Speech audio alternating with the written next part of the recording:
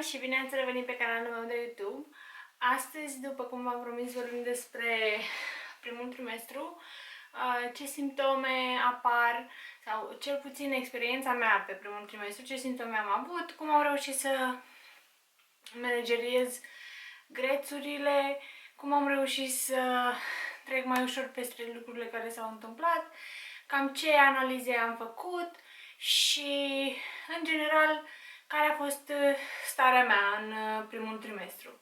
Primul simptom, care a apărut în jur de săptămâna 8-9, deci nu foarte devreme în sarcină, dar nici foarte târziu în primul trimestru, cam pe la jumătatea lui așa, au fost grețurile.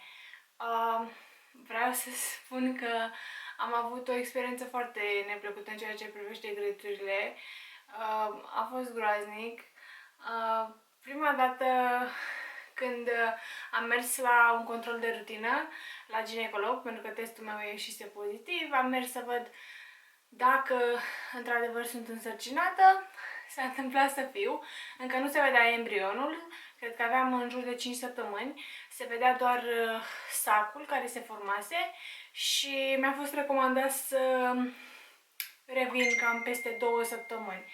Ei bine, am revenit atunci pe la 7 săptămâni, ca să zic așa, atunci am putut să aud bătăile inimii, totul a fost cum trebuie și țin minte că în perioada aia în care am mers la ginecolog, mă simțeam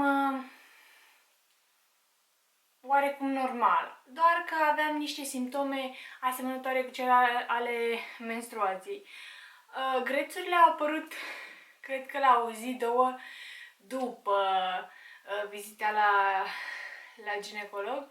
Cred că pe la 7-8 săptămâni, cum am menționat. Și țin minte, mâncasem la McDonald's, m-am simțit extrem de rău în seara aia și m-am pus în pat de vreme pentru mine cel puțin, pe la 10 și 11, cam așa. Am încercat să adorm, cu gândul că dacă voi adormi, greața va dispărea și totul va fi oarecum ok. N-a fost să fie așa. Cred că în 30 de minute m-am trezit cu așa o greață încât nu am putut să o stăpânesc. Efectiv, am vărsat în timp ce dormeam. Eram între starea de somn și nu eram în totalitate trează. Nu am apucat să merg la baie, efectiv mi-a venit să vărs. Am fugit repede la baie, după care m-am simțit mai bine și țin minte că a doua zi dimineață mă simțeam oarecum ok până în momentul în care m-am dat jos din pat. A fost teribil. Ceea ce îmi provoca greață era pur și simplu orice. Aveam o sensibilitate la mirosuri, nu am putut să folosesc balsam, nerufe sau detergent foarte puternic. Aveam o sensibilitate foarte mare, o intoleranță la carne, nu puteam nici măcar să văd carnea. A fost groaznic. Nu sunt mare fană a cărnurilor, dar țin minte că până pe la 14 săptămâni nu am mâncat carne deloc. Mi-am luat proteină din alte surse, din fasole, linte, năut, toate astea. Și efectiv nici soțul nu a mâncat carne pentru că eu nu puteam să o gătesc. Nu era vorba doar că nu puteam să o mănânc. Nu puteam să mă uit la ea, nu puteam să o văd, nu puteam efectiv să suport carnea. Era cel mai urât lucru de pe planetă. Ei bine, pe parcurs am învățat anumite trucuri care la mine au funcționat pentru a stăpâni grețurile, pentru că ele n-au trecut niciodată. Până în săptămâna 14-15 am avut în fiecare zi și nu pot să zic, nu am vărsat în fiecare zi, am vărsat cred că de 5 ori în toate săptămânile astea, dar grețurile erau prezente non-stop. Efectiv, dacă mă ridicam de pe canapea, era posibilitatea pe extrem de mare să vărs. Trebuia să merg așa, cu capul în pământ și să mă duc până la baie, mă întorc repede, stăteam. Ceea ce m-a ajutat foarte mult cu grețurile a fost dimineața aveam pe noptieră un bol în care puneam covrigei și în general, nu știu, pâine sau ceva care să absoarbă oarecum sucul gastric care se formase în stomac. Nu pot să zic că mă ajutau tot timpul, dar făceau lucrurile mai ușoare decât ar fi fost fără. În rest, dieta mea consta în lucruri foarte sănătoase, în, nu știu, avocado cu roșii pe pâine prăjită, pâine prăjită simplă, am mâncat foarte mult timp pentru că nu puteam efectiv să mănânc nimic altceva. Nu știu, mâncam câteodată brânzetele mea cu roșii, simplu așa, mâncam porții foarte mici și foarte des. Nu cred că m-am îngreșat mai mult de 1 kilogram pe primul trimestru. Și în rest mâncam foarte multe fructe. Foarte multe mere, foarte multe citrice, foarte multe banane, foarte multe fructe în general și foarte mult fistic. Alune nu prea mâncam, pentru că mi se păreau cam uleioase și cam grețoase, așa, dar fisticul a fost prietenul meu în timpul primului trimestru. Foarte multă apă, deși multe mămici îmi spuneau să nu beau așa multă apă pentru că favorizează grețurile. Beam apă multă, dar o beam așa câte o gură pe aici pe acolo, adică nu beam o cană întreagă sau jumătate de litru odată. Ce m-a mai ajutat foarte mult era când mergeam la doctor, când mergeam afară, când mergeam la părinți, când aveam treabă și trebuia să ies din casă, nu mai conta că aveam grețuri, aveam tot timpul o bomboană în gură. Tot timpul. Asta era, cum să zic, era must have. Trebuia să am la mine, aveam buzunarele pline cu bomboane, nu știu, bombonele de ciocolată, dar alea nu prea îmi plăceau pentru că se duceau repede și trebuia să mănânc foarte multe. Dar, în general, dropsuri sau nu știu exact cum se numesc, nu trebuia neapărat să fie mentolate. În general aveam de cireșe, pentru că astea îmi plăceau, sau de orice alt fruct. Luasem o pungă mare și îmi pusesem câte 4-5 bomboane în fiecare buzunar, la fiecare haină, în fiecare geantă. Aveam bomboane. Cred că și acum mai am în unele geci în care n-am apucat să le port și, drept urmare, nu le-am mâncat. Ce m-a mai ajutat era să mă feresc de, cum spuneam, de mirosurile puternice. Mă feream de detergent de rufe cu miros puternic, de balsam, de parfumuri, de orice mirosea foarte puternic. Pentru că aveam mirosul foarte sensibil.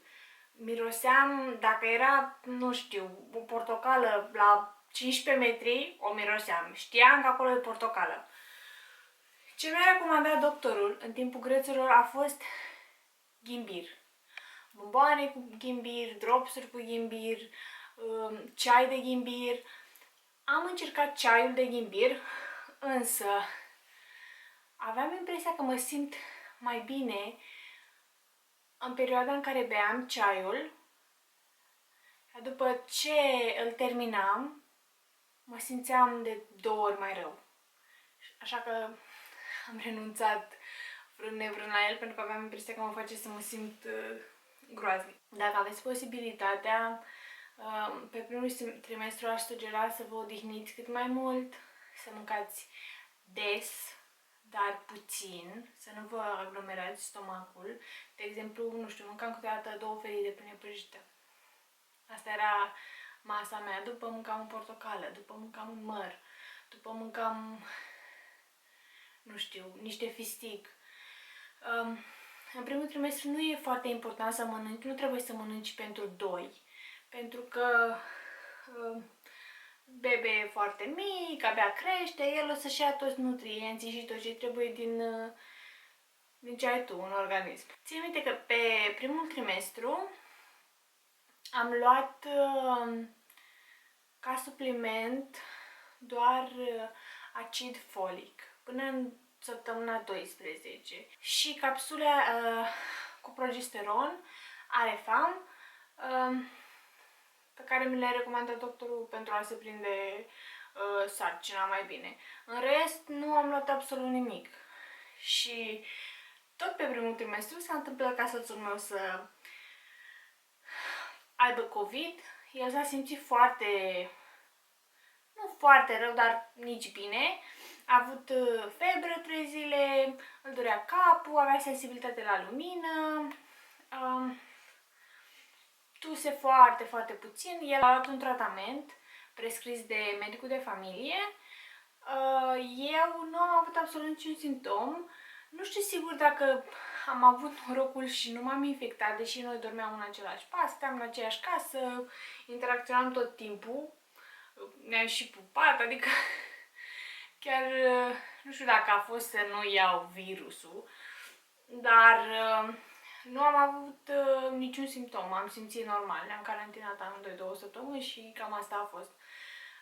Nu mi-a făcut un test de anticorpi, dar aș vrea să-l fac, să văd, pentru că sunt curioasă dacă am anticorpi în momentul de față, înseamnă că am avut și eu forma asimptomatică a bolii. Un alt simptom pe sarcină sau alte simptome au fost durerile de șold și crampele. Crampele erau efectiv ca cele menstruale. Dacă nu știam că sunt însărcinată, aș fi crezut că timp de câteva săptămâni bune vine menstruația, dar ea nu mai apare. Durerile de șold au fost mult mai rele decât sunt acum, în trimestrul 2. Eu o să trec în trimestrul 3 într-o săptămână, o să fac 27 de săptămâni, deci începe cel de-al 3-lea trimestru. Mă dureau șoldurile îngrozitor de tare.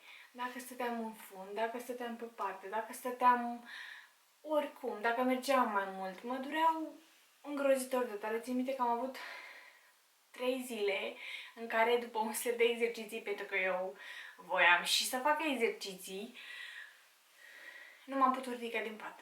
Efectiv, nu am putut să mă ridic din pat. A fost teribil. O altă chestie caracteristică primului trimestru pentru mine a fost energia foarte scăzută. Aș fi putut să adorm oriunde. Aș fi putut să adorm pe canapea, pe scaun, în pat, în picioare, oriunde. Efectiv, nu aveam energie să fac absolut nimic, nici măcar să îmi țin ochii deschiși și să clipesc. Dacă făceam ceva prin casă, cu greu, pentru că aveam grețurile, trebuia să dorm după o oră. Dacă mergeam undeva, când veneam înapoi, trebuia să dorm. Eram, efectiv, nu că trebuia să dorm, adormeam. Dacă stăteam undeva, adormeam. Țin minte că eram în sufragerie, mă uitam la televizor, soțul stătea la calculator și eu adormeam. Și mă trezeam furioasă că se auzea tastatura calculatorului. Că de ce te joci? De ce tastezi atâta? Tu nu vezi că eu dorm? Aveam și stările alea specifice. Mă apucau nervii din orice. Dacă mă pun în pielea soțului, nu știu cum a putut să mă suporte, pentru că era foarte irascibilă, mă simțeam obosită tot timpul, era ciudat. În afară de asta, ce să zic, am avut stări psihice foarte grele, aveam momente în care mă simțeam foarte rău, și fizic cu grețurile și psihic, în care îmi doream să se termine și mă întrebam dacă, efectiv mă întrebam dacă o să mă simt din nou normal, dacă o să se termine vreodată, dacă o să trec peste chestia asta și o să mai fiu vreodată eu, cea dinainte de sarcină. Dar, cum să zic, toate au trecut și vreau să vă spun că toate trec, grețurile, stările de rău, stările de panică, stările de tristețe, de depresie, toate trec într-un final, deși în momentul ăla când ești în starea aia, nu ți se pare că trece și nu crezi că o să treacă vreodată sau te întrebi dacă o să treacă, dar tu tinzi să crezi că nu. Eu vă recomand să vorbiți cu cineva apropiat. Vorbiți cu soțul, cu mama, cu o prietenă foarte bună. Nu țineți în voi și nu vă simțiți vinovate pentru că simțiți o oarecare, pentru că simțiți o oarecare reticență în ceea ce privește sarcina și stările ei, pentru că simțiți că nu mai puteți sau că ați vrea totul să revină la normal. Asta nu vă face niște femei rele sau niște mame rele, niște viitoare mame rele. Pur și simplu unele stări care țin de mental și fizic, psihic, nu țin de noi, țin de tot ce se întâmplă înăuntru nostru, de hormoni care influențează foarte mult lucrurile și ajungi într-un moment în care efectiv nu te mai recunoști tu pe tine. Din nou, nu spun că toate femeile vor trece sau au trecut prin starea asta, dar cele care trec, cum am fost eu și sunt sigură că sunt multe alte femei, eu vă sfătuiesc, dacă treceți prin asta, să nu ignorați și să nu vă simțiți vinovate, să vorbiți cu cineva și să vă descărcați măcar sau să cereți ajutor dacă simțiți nevoia, pentru că e foarte important să aveți grijă și de voi. Ce simțiți voi, simte și bebe și starea voastră influențează foarte mult sarcina și copilul în general. Și e important ca mama să aibă o stare bună și să fie ajutată pentru ca bebe să aibă și el o stare bună și totul să decurgă cum trebuie. Cum am zis, o să menționez analizele pe care mi le-a recomandat doctorul să le fac pe primul trimestru. Nu recomand să le faceți așa de capul dumneavoastră. Pe mine m-au costat foarte mult pentru că l-am făcut la o clinică privată. Știu că multe dintre ele pot fi subvenționate de stat. Deci mergeți cu trimitere de la medicul de familie și le puteți face fără nicio problemă. Dar ca să le menționez doar, o să am lista aici. Am făcut o hemoleucogramă completă, glicemia, TGO, TGP, urea, acid uric, creatină, colesterolul, trigliceridele și un examen de urină separat, care nu este de sânge, trebuie să duceți o probă de urină. Pe lângă asta am făcut pentru boli cu transmitere sexuală, RPR, habar n-am ce este, sincer să fiu, antigen, HPS, anticorpi anti-HCV, anti-HIV și HIV1 și HIV2. Și de asemenea e foarte important să vă aflați RH-ul, dacă aveți RH pozitiv sau RH negativ, și să vă determinați grupa sanguină dacă nu o știți deja. Și pe lângă asta a fost torciu, care e pentru infecții congenitale, gen cum ar fi toxoplasmoză, rubela, IgG și IgM, citomegalovirus, virus herpetic și cam atât. În primul trimestru se face foarte important morfologia primului trimestru, pe care eu am ratat-o pentru că eram în carantină cu soțul și nu am putut merge la spital. ea se face în anumite, într-o anumită perioadă, în anumite săptămâni și dacă trece perioada aia nu mai ai cum să o faci. Doctorul mi-a recomandat un test genetic pe care l-am făcut. Eu, de regulă, nu era necesar să fac nici testul genetic pentru că eram low risk. Legat de analize, să menționez că eu am și tiroidită autoimună. Momentan iau 25 de grame de Eutirox, iau asta de cam un an și ceva dinainte să rămân însărcinată, știam că am probleme cu tiroida. Am fost nevoită să-mi verific TSH și FreeT4 odată la 2 săptămâni. Asta din nou vorbiți cu endocrinologul dumneavoastră dacă suferiți de o boală autoimună cum sufer eu. Tot a fost în regulă, nu s-a schimbat nimic, nu s-a schimbat tratamentul. Momentan, după cum menționam, intru în săptămâna 27 și abia acum o să trebuiască să mai repet analizele odată. Dar până în momentul de față, totul decurge cum trebuie. În afară de asta, lucrurile pot fi date de la persoană la persoană, asta o să știe doctorul dumneavoastră, la fel și medicamente și tot ce trebuie să luați. Eu personal nu v-aș sfătui să începeți să luați tot felul de vitamine, tot felul de pastile, tot felul de lucruri luate după ureche, cum se spune. Dacă după analize doctorul o să considere că aveți nevoie de, nu știu, magneziu sau eu știu ce altceva, o să vă prescrie și o să luați automat suplimentul respectiv. Dacă aveți sugestii pentru noi videouri sau ceva să-mi spuneți cum am menționat, lăsați în comentariu și ne auzim acolo. Dacă sunteți însărcinate, vă doresc o sarcină cât mai ușoară, vă doresc o zi super faină și aveți grijă de voi și de piticii voștri. Vă pup, pa, pa!